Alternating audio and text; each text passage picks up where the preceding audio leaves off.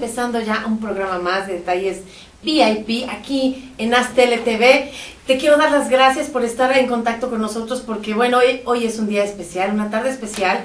Vamos a tratar un tema súper interesante, es la neurociencia. Y bueno, y para este tema tan interesante tenemos a dos súper invitados, doctores de la UNAM. Y yo les quiero dar las gracias y la bienvenida porque de verdad yo los andaba buscando desde hace mucho tiempo y la verdad no se dejaban. Pero bueno, yo estoy muy contenta porque ya están aquí y nos van a compartir un tema sensacional. Los transmisores, la ciencia, la felicidad, todo eso que de chiquitos o en algún programa de televisión o algún documental hemos escuchado que sucede en nuestro cerebro, todo eso vamos a descubrir hoy en esta tarde con estos super personajes, doctores de verdad, unos señores súper respetables y que han tenido muchísimos estudios en el extranjero y aquí también en la UNAM y bueno, en otras universidades. Y bueno, yo les quiero dar la gran bienvenida y presentarles. Aquí tenemos al doctor Francisco. Muchísimas gracias por venir. Usted es doctor de fisiología, de neurociencias también, y tiene varios estudios también. Aquí estoy viendo que en Suiza. Sí. Muchísimas gracias por estar aquí. Francisco Fernández de Miguel. Y también tenemos aquí a mi derecha a un doctor también en física y matemáticas. ¡Wow! Se oye así como que hasta da miedo eso. Pero bueno, ha de ser muy divertido, ¿verdad? Así es. Sí, el doctor Guillermo Ramírez Santiago. Y bueno, muchísimas gracias por estar aquí, doctores de verdad, los dos. Tenemos un tema increíble que es a través de la ciencia. ¿Cómo estamos los seres humanos diseñados para manifestar la felicidad y cómo funciona nuestro cerebro a través de esos neurotransmisores, ¿cierto?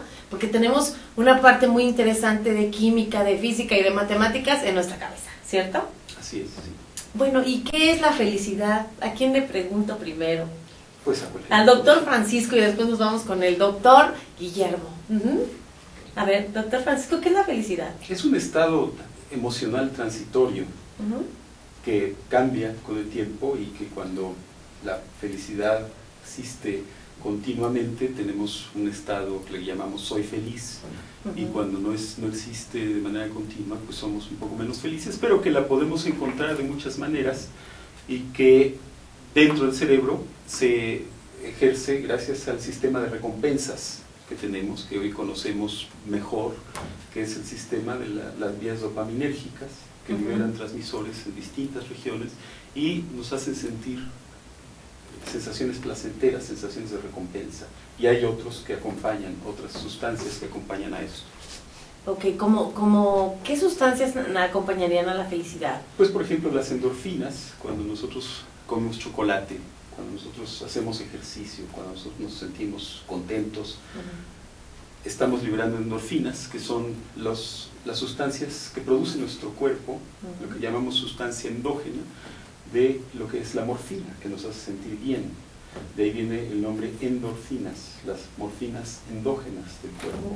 Y todo este conjunto de sustancias pues nos da una sensación de bienestar que asociamos a la felicidad, a la tranquilidad. Entonces podemos decir que también fuera de nosotros encontramos unas sustancias que podrían llamarse de la felicidad cuando tenemos algo material o algo que nosotros podemos palpar a través de nuestros 5 sentidos. Bueno, sí, hay sustancias que nosotros ingerimos y nos hacen sentir bien, como el chocolate. Sabemos que nos da endorfinas, que nos da endorfinas, tiene las sustancias que ahora le llamamos endógenas, pero el chocolate las tiene, nos lo comemos, nos sentimos muy bien, nos gusta mucho, engordamos, pero no nos sentimos mal porque el chocolate nos hace sentir bien. Entonces tenemos el sistema de recompensas activado a través de todo esto. Perfecto. ¿Y qué pasa cuando tenemos dinero? Que también nos puede hacer felices, ¿no? También eso funciona, como funciona ganar en el casino. Sí, claro. Hay siempre el Las desafío Vegas. de ganar y perder, pero cuando ganamos pues se nos activa y entonces nos sentimos eufóricos. ¿Y quiénes son los más propensos al juego? ¿Quiénes son los ludópatas? Los que tarde o temprano se les hace una enfermedad. Los que ganan, los que pierden, o los que ganan a veces y pierden a veces. pues son los que tienen los cambios. Los que a veces ganan y a veces pierden son los que no se pueden separar. Ah, ok, perfecto. Y bueno, nos vamos aquí con nuestro segundo doctor, que bueno, yo les quiero presumir, pero él tiene también muchos estudios, incluso en Boston, ¿verdad? Y bueno, usted, doctor, que es tan estudiado y que tiene tantas teorías y tantos estudios que nos puede compartir, ¿qué es la felicidad a nivel matemática o física? Bueno, pues la felicidad a nivel matemático o físico es que la física y las matemáticas nos ayudan a entender los procesos moleculares a través de los cuales los neurotransmisores se liberan en las neuronas y nos permite tratar de entender el comportamiento de esos neurotransmisores que eventualmente nos van a producir, como decía el doctor Francisco, los estados de felicidad que tenemos. Wow.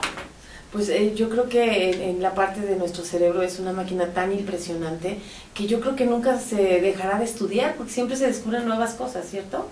Sí, es una disciplina que ha crecido mucho, que ha generado mucho interés y que tiene preguntas tremendas por resolver. Desde algunas muy sencillas, como por ejemplo, ¿cómo sabemos en qué posición está cada una de las partes de nuestro cuerpo? ¿Cómo podemos hacer para cerrar los ojos y llevarnos el dedo a la nariz? Es algo fundamental. El saber dónde está cada parte de nuestro cuerpo nos da un primordio de conciencia.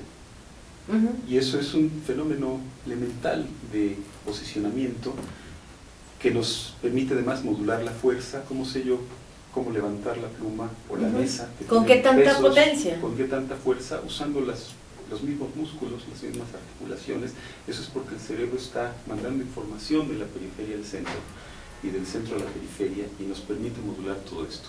Y son preguntas muy interesantes, preguntas que nos hemos hecho todos, hasta preguntas más sofisticadas como qué es la conciencia, cosas que no sabemos, no tenemos todavía las herramientas. ¿Qué es el sentido del humor desde el punto de vista de las neurociencias? Estamos lejos de entenderlo todavía. ¿Cómo tocamos el piano? Estamos entendiendo ahora, por ejemplo, cómo percibimos estímulos y nuestro cerebro detecta en qué dedo está, o cómo formamos imágenes en el cerebro.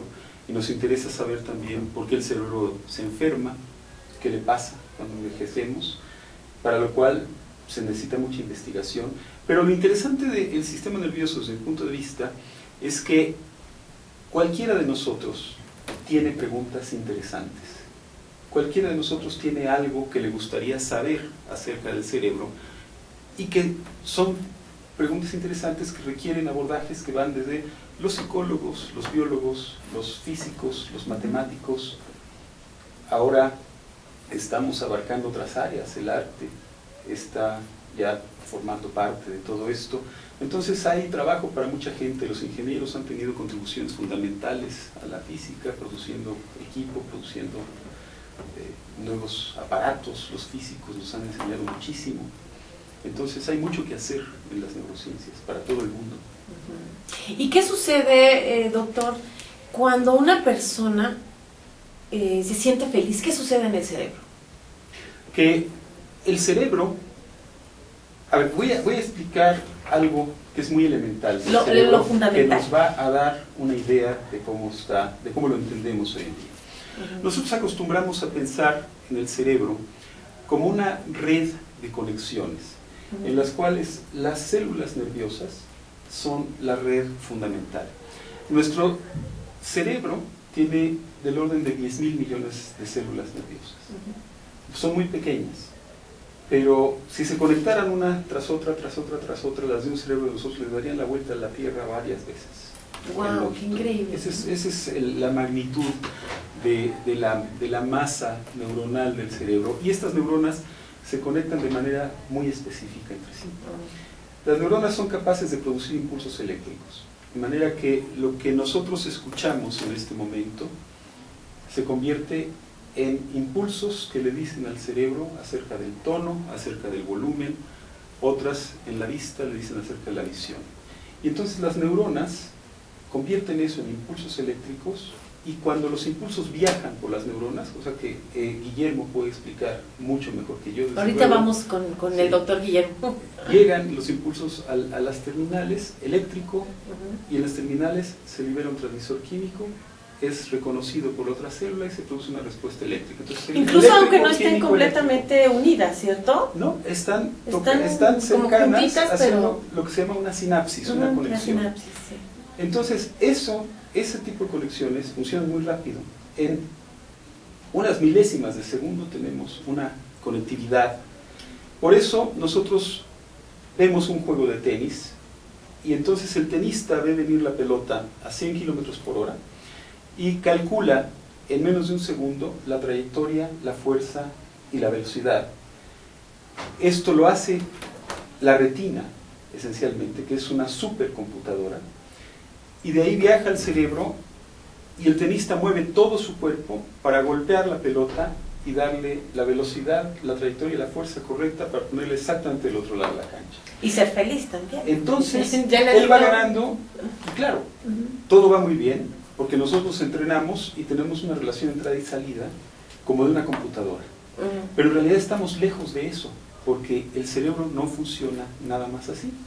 Si a nuestro tenista favorito le pasó algo que lo deprime la noche anterior, la final de Wimbledon, por ejemplo, la pareja le dice hasta aquí, él llega deprimidísimo y entonces manda la pelota fuera de la cancha. ¿Qué pasó con el cerebro? Que está respondiendo a los mismos estímulos de una manera completamente distinta. ¿Por qué? Porque lo que cuenta no es nada más la manera en la que el cerebro está alambrado, sino que el cerebro se mueve dentro de una sopa de sustancias químicas cuya composición química hace que cambien las relaciones entrada-salida. Entonces el cerebro escoge entre diferentes posibles respuestas dependiendo de la composición química a la que se encuentra. Eso es lo que se llama modulación. Cuando nosotros ganamos continuamente y nos vamos haciendo más felices, ganamos algo, nuestro sistema de recompensa se activa, aumentan los niveles de dopamina, por ejemplo, aumentan los niveles de serotonina, estamos contentos. Cuando empezamos a fallar, nos deprimimos, viene para abajo todo esto, estamos tristes, estamos ansiosos, estamos deprimidos, ha bajado el nivel de serotonina.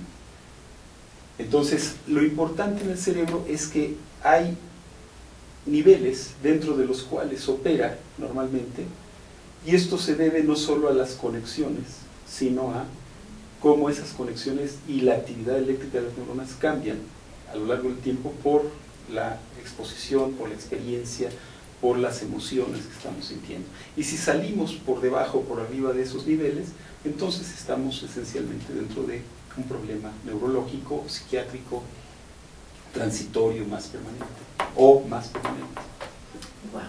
Y bueno, yo tengo una pregunta, porque sabemos que la física y la química y las matemáticas son muy difíciles a veces, ¿verdad? Entonces, ¿qué es lo que tiene que ver con la felicidad los estudios de física y de matemáticas, doctor Guillermo? Bueno, pues el papel que juega la física y las matemáticas en este aspecto de la felicidad, como explicaba el doctor Francisco, es que hay un movimiento de moléculas de los neurotransmisores que viajan a través del cuerpo, como mencionaba, hay una sopa química, con la cual se puede entender, utilizando los principios básicos de física molecular, uno puede entender puede tratar de entender, mejor dicho, porque es un problema muy difícil, cómo se transportan, ¿sí?, las diferentes moléculas de los neurotransmisores, desde un punto de vista molecular. Pero también uno podría tratar de entender cómo es que ocurre esta interconexión entre las diferentes neuronas, que es un problema muy complejo, ¿sí?, muy difícil de resolver, pero que en física hay un área que se llama teoría de redes, que está tratando de desarrollar nuevas metodologías cuantitativas para tratar de entender la topología y el comportamiento de redes, no nada más a nivel de las redes neuronales, sino a nivel de redes sociales, a nivel de la red de internet, y diferentes sistemas complejos que podamos nosotros tratar de entender o de visualizar como si fueran redes. Se podría decir que si sabemos física y matemáticas así al nivel que usted lo sabe, nosotros tenemos un como Facebook adentro de la cabeza, o Twitter, que es como se comunican las neuronas, algo así.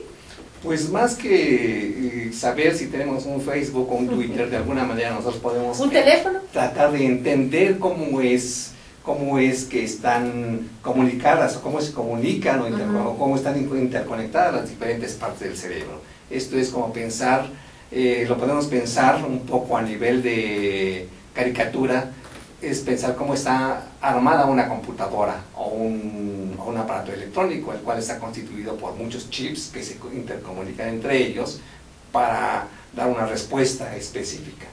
Y entonces ese proceso de comunicación, que básicamente es transporte de electrones en el caso de la electrónica, y en el caso del cerebro es transporte de moléculas, pues se puede entender aplicando los principios básicos de la física y la modelación matemática de estos fenómenos. Perfecto. Yo tengo una pregunta para usted, doctor. Cuando nos dormimos, ¿seguimos siendo felices? ¿Qué sucede cuando nos dormimos? Chaca, chachán. El cerebro sigue trabajando, sigue procesando información, y yo debo ser muy claro en esto. Mi especialidad es la fisiología a nivel celular. Entonces, cualquier cosa que yo trate de decir acerca de sueño es más bien con base en lecturas, sino con investigaciones personales. Pero el cerebro sigue trabajando y tiene momentos en los que está desconectado del cuerpo, pero las emociones siguen funcionando. Entonces, cuando nosotros, por ejemplo, estamos soñando que queremos salir corriendo y nos asustamos y no podemos correr, ¿qué es lo que está pasando? Es que físicamente en ese momento el sistema nervioso central está desconectado de los músculos. Entonces no podemos ejercer movimiento y es una sensación de angustia. Con la felicidad yo no puedo dar una respuesta directa, una respuesta inmediata, pero sí generamos emociones, liberamos transmisores, cambia la química del cerebro cuando estamos durmiendo. Y también se limpia el cerebro. Cuando estamos durmiendo hay un periodo de limpieza donde se quita toda la porquería que anda por ahí del trabajo del día, se va limpiando y entonces se reinicia el trabajo. ¿Es como un reset? Es una especie de reset que da nueva potencialidad al cerebro para empezar el día de cero. En un estado, pues no de cero, porque tenemos toda la experiencia acumulada, pero sí en un estado de limpieza basal, digamos, al transcurso del día. ¿Y qué sucede, por ejemplo, cuando nosotros amanecemos más felices? ¿Qué sucede en nuestro cerebro? ¿Fue porque ya tenemos un estado genético? ¿Es por genética o es por costumbre? ¿Se puede aprender?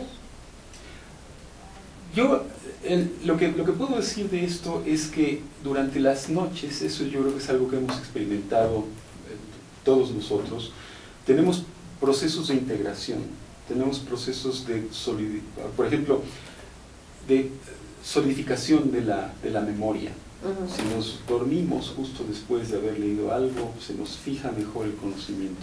Cuando tenemos un problema serio, nos despertamos a las 3 de la mañana con angustia y entramos casi en una etapa de paranoia, sudamos frío, vemos que el mundo se nos viene encima en ese momento, todo se ve peor de lo que realmente es y todo lo malo puede pasar en ese momento. Y después, cuando logramos dormir la última hora del día, resulta de que despertamos y las cosas están resueltas, encontramos soluciones. Y hay muchos ejemplos de gente que ha despertado a las 3 de la mañana con una solución a un problema que tenía. Entonces, todo esto son etapas de integración que nos van cambiando, que nos van dando señales, que nos van dando nuevas ideas, que nos van generando nuevas emociones y que nos van modulando en la noche para lo que vamos a enfrentar al día siguiente. Perfecto. Bueno, pues nos vamos a ir a un pequeño corte comercial y ahorita regresamos en 2 minutitos. No se vayan, por favor.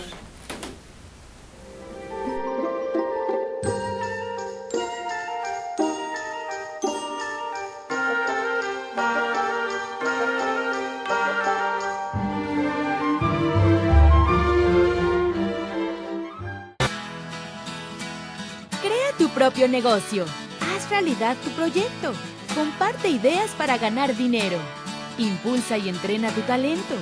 Procura emprendimientos rentables y con futuro. Empieza hoy. Dayman, la receta del éxito. Dayman, por más de 7 décadas y con presencia en más de 9 países, se ha consolidado exitosamente como una empresa que desarrolla, fabrica y distribuye colorantes, saborizantes y productos alimenticios por excelencia. Nuestros productos abastecen a una amplia industria dedicada al manejo de alimentos micro, pequeña y de media a grande escala, ya que estos cumplen con altos estándares de calidad a nivel nacional e internacional y están elaborados para satisfacer las necesidades del mercado y gustos de nuestros consumidores. Nuestro principal objetivo es brindar un producto de calidad que nos permita mantener la lealtad de nuestros clientes y consumidores, excediendo sus expectativas de servicio. En Dayman desarrollamos la creatividad e impulsamos al máximo nuevos negocios. Dayman, proveedores de color y sabor por excelencia.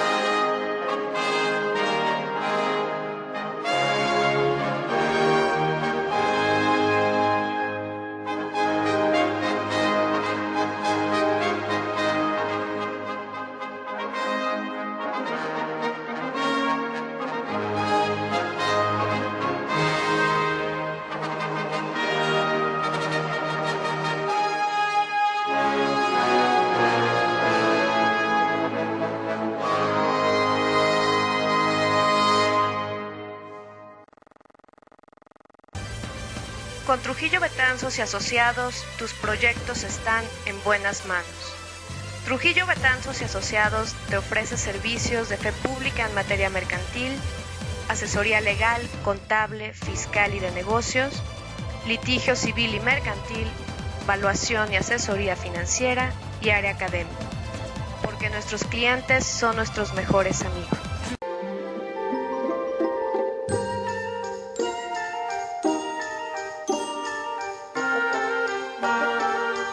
Y después nos vamos al punto de conexión. Sí, sí, sí. Bueno, pues ya estamos aquí nuevamente con ustedes. Muchísimas gracias por no haberse ido. Les mandamos saludos a todos, a nuestra queridísima familia que nos está sintonizando, a mi abuela. No es cierto, yo no tengo abuelas, pero bueno, nosotros aquí muy contentos de estar compartiendo con ustedes este tema tan interesante. Y bueno, yo le voy a preguntar aquí al doctor Francisco. Cuando nosotros percibimos algún color, ¿nos da felicidad? ¿Cómo funciona esa parte de nuestro cerebro para darnos felicidad, si es que así es? El sistema visual detecta en efecto colores y lo hace de manera muy precisa. Nuestra retina detecta 3 colores esencialmente: el rojo, el azul y el verde. Los monitores que nosotros tenemos en casa son RGB, que hacen exactamente lo mismo que la retina. RGB quiere decir Red, Green, Blue. Ah, ok. Rojo, verde, azul. Entonces nosotros tenemos en la retina células que ven el rojo, células que ven el azul, células que ven el verde. Y tenemos además otras que se llaman bastones, que ven más en el atardecer, que ven contrastes como el de la pared. Y esa es la visión monocromática, la de un solo color. Y entonces eso nos permite ver contrastes. Nosotros somos muy malos para ver niveles de color, pero somos muy buenos para ver contrastes. Entonces no es solamente lo que un color nos diga, sino lo que el entorno y los colores nos dicen. ¿Por qué nos gusta entonces una obra de arte? Eso lo estamos estudiando en colaboración con físicos también en el Museo de Tlatelolco, en donde podemos registrar el cerebro de los asistentes y ver cómo responden, por ejemplo, ante la belleza o la violencia al ver una pintura prehispánica. Y entonces resulta de que cuando la gente ve la pintura de Cacaxtla, le parece hermosísima, pero cuando la segmentamos se están matando entre ellos, y lo que está ocurriendo es que los contrastes cromáticos están ocultando la violencia entre la belleza, y si los cambiamos, cambiamos la percepción. Si ponemos más azul, se vuelve menos violento; si ponemos más rojo, se vuelve más violento. Pero no es un problema de valores absolutos, es un problema de contrastes siempre, y las pinturas prehispánicas están hechas con base en los contrastes que activan a nuestras neuronas visuales. Y eso lo sabemos también gracias a los físicos. Por ejemplo, Hermann Helmholtz, en el siglo XIX, un gran físico, matemático, que estudió la música y que estudió el arte en general, habló de esto, y él descubrió que la visión se basa en estos tres colores. Entonces ahí se ve que la contribución de la física a las neurociencias es fundamental, y ahora nosotros trabajamos con físicos también para entender cómo el cerebro está integrando todo esto a partir de señales en distintas regiones del cerebro. Por ejemplo, ¿qué región se activa cuando somos felices? ¿Qué hay aquí en la parte de nuestro cerebro que a través de la serotonina hay algún campo que se encienda un poquito más de colores diversos en nuestro cerebro? Una de las vías que se activa más que la de la serotonina es la vía dopaminérgica, que es la vía de las recompensas, y esa inerva distintas regiones, entre ellas una muy importante, que es nuestra corteza frontal. La parte frontal del cerebro está muy evolucionada en los humanos y se encarga de la toma de decisiones morales, de la toma de decisiones emocionales, y entonces cuando algo nos gusta se activan regiones del cerebro, regiones de la corteza frontal. Cuando algo no nos gusta también, cuando tenemos que tomar una decisión con características morales, se activa, y entonces viene la toma de decisiones con contenido emocional. Ah, ok, perfecto. Y bueno, ¿cuál es el punto de conexión entre la neurociencia y la física, doctor Guillermo? Bueno, ¿En qué les ayuda? O sea, ¿es algo multidisciplinario? ¿Sí? Sí, bueno, como mencionaba hace unos minutos, digamos, el papel que tienen la física y las matemáticas para tratar de entender muchos fenómenos que ocurren en nuestro cerebro, tiene que ver con el hecho de que en el cerebro las señales dentro de las neuronas o entre neuronas básicamente ocurren a nivel de un transporte molecular, que son las moléculas las cuales forman los neurotransmisores, como son la serotonina, la dopamina y otros más. Entonces, desde el punto de vista físico, lo que nosotros podemos hacer es tratar de entender cómo es que ocurren ese transporte, si el transporte es por difusión o mediante una corriente eléctrica o bien mediante el contacto entre uniones o mediante transporte de cargas como son los iones de potasio o sodio y así. Entonces, el papel que juegan las matemáticas es que para tratar de entender desde un punto de vista cualitativo este transporte molecular que ocurre dentro de las neuronas que están en el cerebro, es que con ello nosotros, con las matemáticas, nosotros lo que hacemos es escribimos o formulamos modelos matemáticos que nos permitan explicar lo que se observa experimentalmente, y a partir de esos modelos matemáticos que explican nuestros experimentos, en algún momento uno puede hacer una extrapolación para predecir qué es lo que ocurriría cuando las circunstancias experimentales o las circunstancias que ocurren, que cambian el cerebro, cómo es que cambiaría el transporte de esos neurotransmisores que eventualmente van a tener un impacto en nuestro comportamiento. Por ejemplo, en la física y en las matemáticas quiero entender que a lo mejor hay alguna falta de electricidad en nuestro cerebro, o falta de potasio, o falta de velocidad, por así decirlo, entre la comunicación de una neurona con otra o de una célula con otra. ¿cómo se mediría, por ejemplo, a nivel físico o matemático, estas reacciones químicas, por así decirlo? Bueno, pues allí, digamos, el papel que juega, sobre todo la física, es en tratar de diseñar aparatos experimentales que sean sensibles para poder detectar esos cambios de concentración de neurotransmisores en alguna parte de la neurona o en alguna parte del cerebro, o bien para tratar de medir los cambios en las corrientes o las cargas eléctricas que son producidas por el transporte de iones. Y es allí en donde la física juega un papel importante. La física como también la ingeniería, porque hay que diseñar aparatos que tengan la sensibilidad y la resolución que nos permitan medir esos cambios. Por ejemplo, si yo quiero ser más feliz, ¿habrá un aparatito que me ayude? O sea, a nivel científico, digo, por así decirlo, porque hay muchas personas que tienen, por ejemplo, déficit de atención y les ponen terminales eléctricas para medir el comportamiento de su cerebro o la velocidad o, como usted bien lo dijo, la parte de la concentración. ¿Sí se puede con un aparato dar estímulos a nuestro cerebro? Bueno, yo creo que en la actualidad existen ciertos aspectos de esto, de tratar de pensar en la construcción de aparatos que nos permitan de alguna manera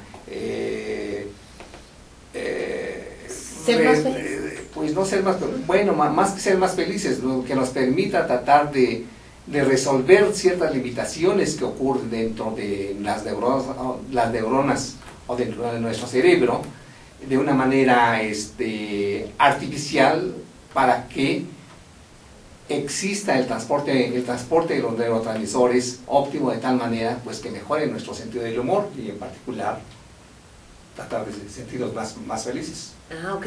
Por ejemplo... pero eso es algo que todavía no existe. Todavía no arranca. Todavía no arranca. Eso sería una de las cosas que a uno le gusta. Las metas a seguir. Sí, que es como también tratar de entender cómo es que ocurren ciertas enfermedades, para tratar de diseñar fármacos que nos permitan corregir esos defectos en la comunicación de las células. Ok, perfecto.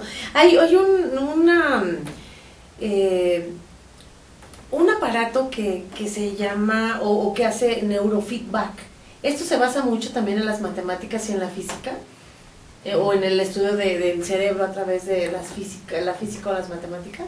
Bueno, pues como ya hemos mencionado, básicamente lo que hace la comunicación en el cerebro es la transmisión de señales, que son señales eléctricas o señales químicas, ¿no? Entonces, de alguna manera, si nosotros podemos diseñar un aparato que nos permita medir la intensidad de esas señales en diferentes partes de la neurona o diferentes partes del cerebro, pues como decía hace un momento, podríamos pensar en tratar de construir ciertos instrumentos o aparatos que nos permitan corregir esa deficiencia o bien ese exceso de neurotransmisores en alguna región, de tal manera que nos permita pues sentirnos bien o estar sanos.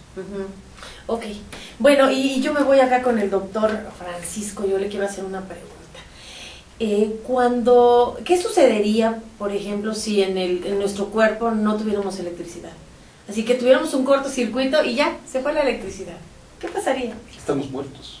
Es cuando estamos muertos. Sí, porque todo el funcionamiento del cerebro, el funcionamiento de nuestros músculos, el funcionamiento del corazón como órgano muscular, pero la contracción del intestino, la contracción del cuerpo, son eventos eléctricos. Son eventos eléctricos que se descubrieron desde hace más de 200 años y que son el fundamento de todo nuestro movimiento, también en las plantas. La excitabilidad en plantas se debe a movimiento de cargas a lo largo de ellas, esta excitabilidad que hace que las plantas se muevan.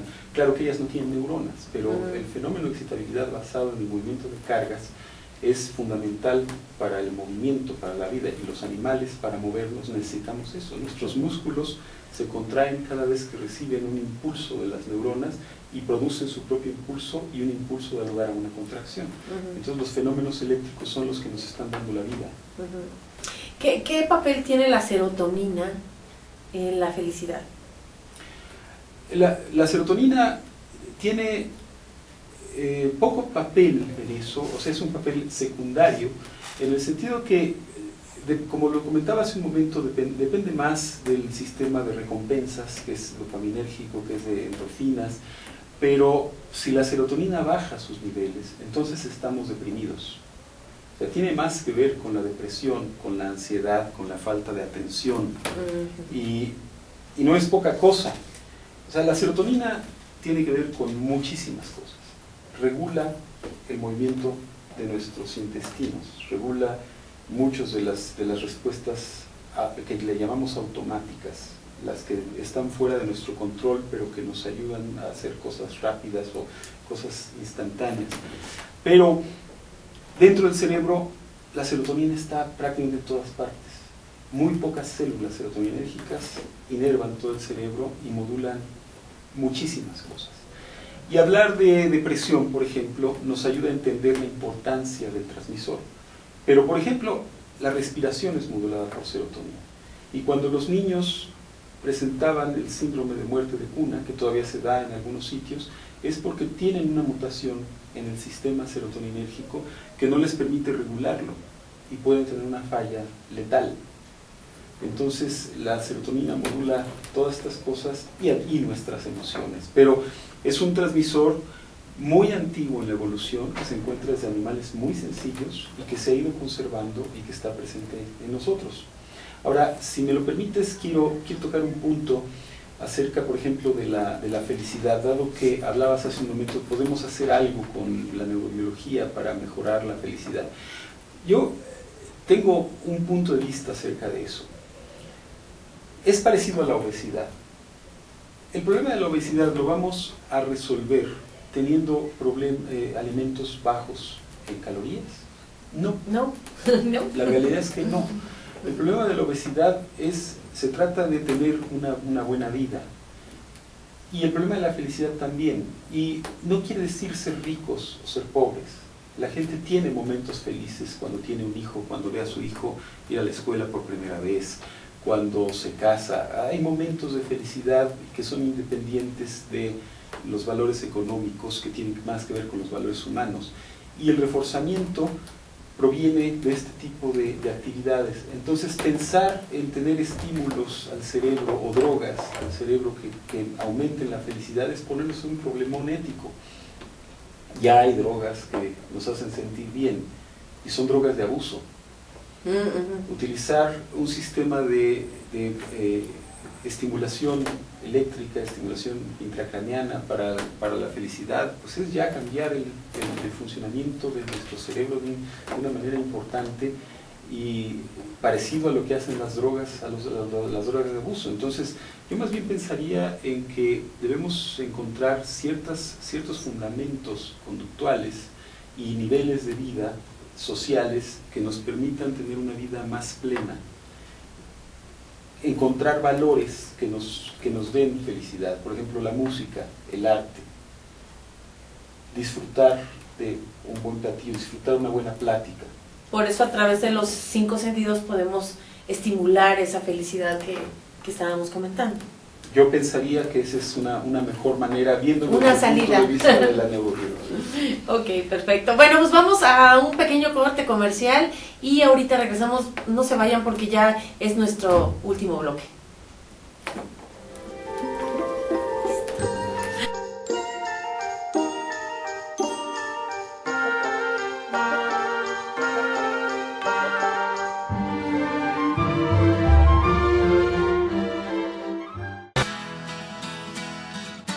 Propio negocio.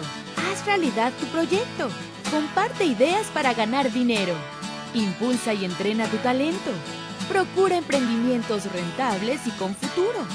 Empieza hoy. Dayman, la receta del éxito. Dayman, por más de 7 décadas y con presencia en más de 9 países, se ha consolidado exitosamente como una empresa que desarrolla, fabrica y distribuye colorantes, saborizantes y productos alimenticios por excelencia. Nuestros productos abastecen a una amplia industria dedicada al manejo de alimentos micro, pequeña y de media a grande escala. ya que estos cumplen con altos estándares de calidad a nivel nacional e internacional y están elaborados para satisfacer las necesidades del mercado y gustos de nuestros consumidores. Nuestro principal objetivo es brindar un producto de calidad que nos permita mantener la lealtad de nuestros clientes y consumidores, excediendo sus expectativas de servicio. En Deiman desarrollamos la creatividad e impulsamos al máximo nuevos negocios. Deiman, proveedores de color y sabor por excelencia.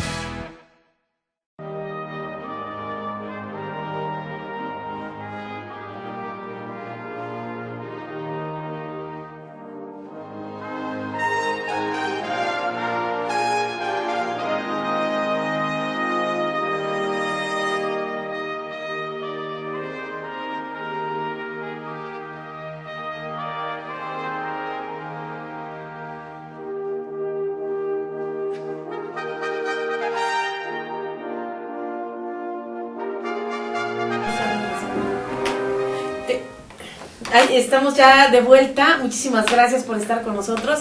Y bueno, estábamos aquí súper entradazos platicando también de otras cuestiones del cerebro, ¿verdad? Entonces, en concreto, bueno, ¿qué nos pueden decir? A través de un aroma, ¿nosotros podemos llegar a tener un estado de felicidad? ¿Cuál de los dos?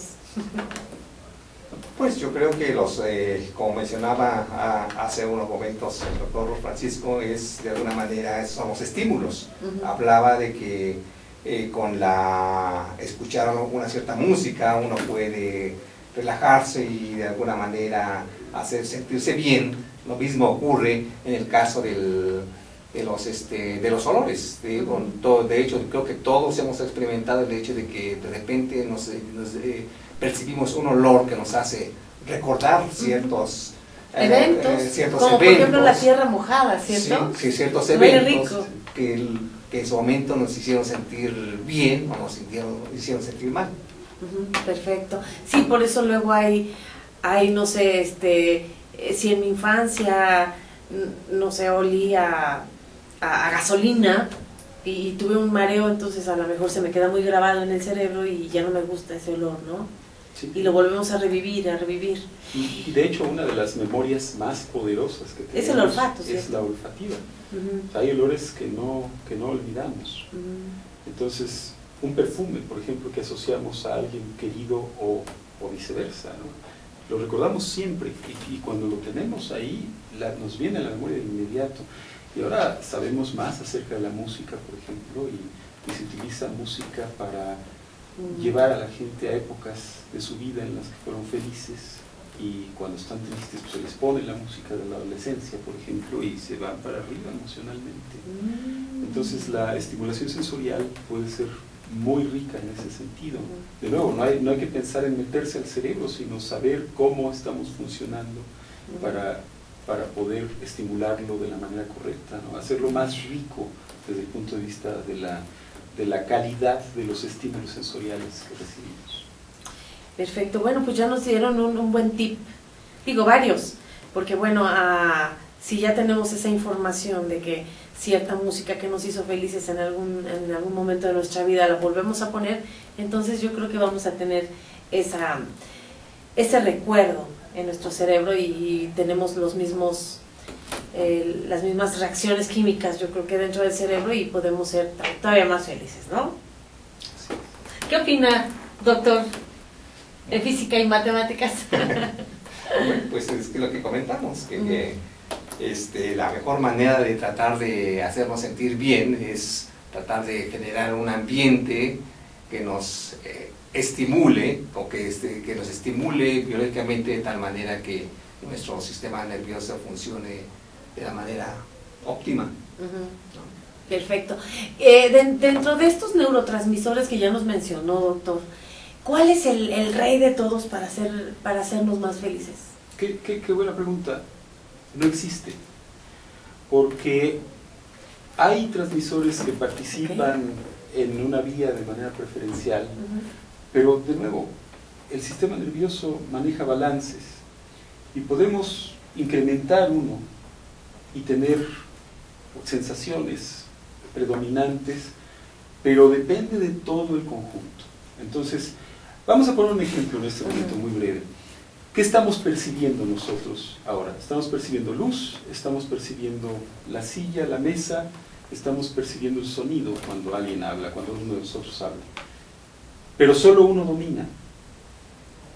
Puede ser la voz, y si yo me quedo callado, empezamos a pensar en otra cosa y de repente nos llama la atención la luz. Entonces hay cosas que dominan, hay cosas que dominan nuestra vida y van conectándose y desconectándose y nos van dando las señales acerca de qué es lo más importante.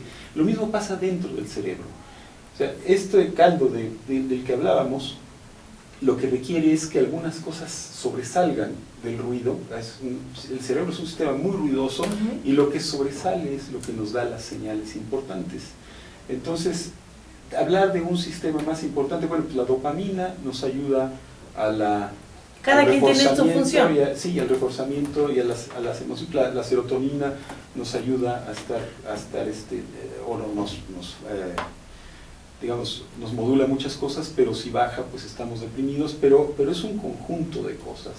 Y creo que en este momento hablar de un dominante, del rey de los transmisores, para algunas cosas puede haber dominancia de algunos, pero en general todos son importantes, todos tienen un papel importante. Cada quien tiene su receta, o para lo que fue diseñado, ¿cierto? Sí, y es el conjunto, es un balance, es un problema de balance entre excitaciones, inhibiciones, quién se prende, quién se apaga. Ah, ok, es dependiendo del estímulo que estamos recibiendo en nuestro cerebro. Y de cómo se compara con la experiencia previa.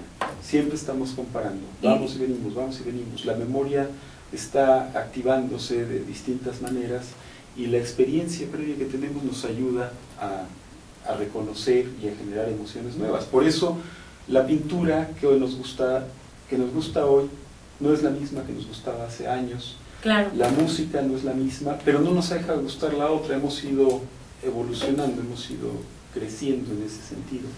Por eso creo yo que es muy bueno estimularnos a través de las artes, a través de una buena plática, a través de un buen queso, una buena copa de vino. De un buen aroma, un buen perfume. Un buen aroma. ¿Sí? Una buena plática, sí, siempre es estimulante, nos hace felices. ¿Qué sucede, doctor, cuando nosotros tenemos así como un gusto especial por algún aroma? ¿Qué sucede dentro de nuestro cerebro en física y matemáticas? Bueno, pues pues más que en física Desglosa, y separa. Más que en física y matemáticas, lo que ocurre, como mencionaba yo hace un rato, es que hay un transporte de moléculas que son de los neurotransmisores como consecuencia de ese estímulo, y eso es lo que nos hace sentir de alguna manera, ¿no? Allí es donde está la física. Eso es nada más, es el principio básico, el transporte molecular. El transporte molecular. Por decir que es la gasolina o es el mismo tractor, o son las dos cosas. Pues o son los cables. Perfecto. Bueno, ¿y qué me pueden decir ustedes? El último hallazgo importante que tenemos, por ejemplo, en la ciencia de este estudio del cerebro y de la felicidad.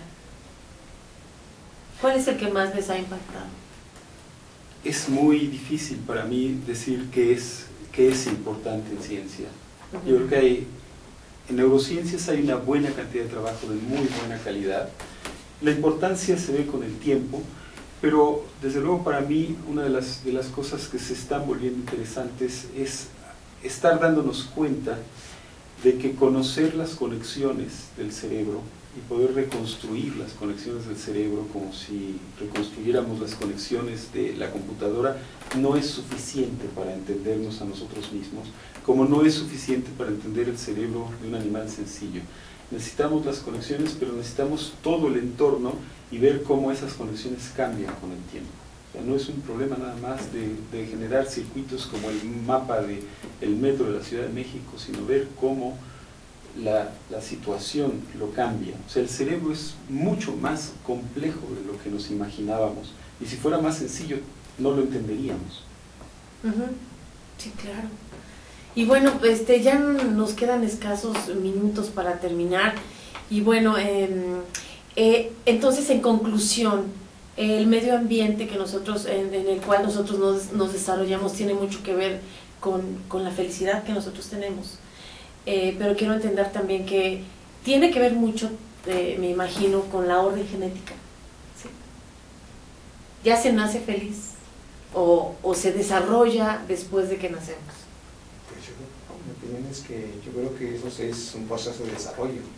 Okay. No tiene que ver con la orden genética. Como mencionaba el doctor Francisco, pues es una cuestión de desarrollo y de estímulos. De estímulos. Lo que vamos recibiendo del exterior, entonces lo vamos grabando como agradable o desagradable y en consecuencia tenemos felicidad. ¿Por qué dos hermanos gemelos que provienen de la misma célula son distintos?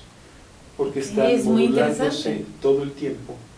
Desde el útero están cambiando, están expresando cosas distintas. El cerebro se forma a sí mismo y esos 10.000 millones de neuronas pues no se forman todas iguales. Hay cambios, hay diferencias entre uno y otro. Al nacer estamos expuestos a diferentes situaciones y eso nos va haciendo diferentes de nuestros hermanos gemelos, nos va haciendo diferentes unos de otros, y es lo que nos ayuda a ser interesantes también como seres humanos. Todos somos esencialmente distintos, aunque lo que compartimos es más que lo que nos hace distintos al final de cuentas. Claro. Y bueno, en conclusión, les damos la parte para que nuestros cibernautas que nos están sintonizando sean más felices. ¿Qué les pueden decir? En resumen, usted, doctor Guillermo. Pues que traten de disfrutar mucho el momento, ¿sí? Tratando de generar ambientes que los hagan sentir bien, que los hagan sentir felices. Por ejemplo, si yo bailo y soy muy feliz, entonces eso podría ser un estado constante de felicidad en mi vida. Pues sí, de alguna manera, yo creo que sí. Okay. Yo creo que sí. Ok, perfecto. Acá vamos con el doctor Francisco. ¿Usted qué nos podría decir? Así en resumen, ¿cómo qué les recomendaría para que fueran más felices? Yo creo que lo mejor que tenemos es tratar de cultivar el espíritu a partir de las artes, de leer un buen libro, de tratar de escribir un cuento, de pensar en la música, de pensar en el arte, de pensar en una buena plática, de elevar nuestro espíritu a partir de las cosas buenas que tiene la vida. De acuerdo al perfil de la personalidad de cada quien. Porque bueno, hay unas personas que son muy artísticas, otras personas que son matemáticas, ¿sí? O otras personas que son altruistas, por ejemplo. Entonces es alimentar eso que nos hace sentirnos bien como seres humanos y bueno, siempre estar experimentando otras cosas diferentes. Eso nos hará felices. Y bueno, pues a desarrollar nuestro cerebro, chicos, ya nos dimos cuenta de todas las capacidades que tenemos y bueno, todavía falta muchísimo más por descubrir aquí adentro de nuestra cajita inteligente. Y bueno, yo les mando un fuerte abrazo, le quiero agradecer aquí a los dos doctores que hicieron posible este programa interesantísimo. Ojalá les haya gustado. Yo me despido, Silvia Santiago, aquí mi grandioso primo, que lo vine a presumir, porque bueno, no todo el mundo tiene un primo como yo. Muchísimas gracias por venir, y muchísimas gracias, de verdad, les mando un fuerte abrazo. No se olviden de sintonizarnos el próximo martes. Vamos a tener a un maestro de programación neurolingüística, y bueno, a la misma hora, por el mismo canal. Muchísimas gracias, les mando un grande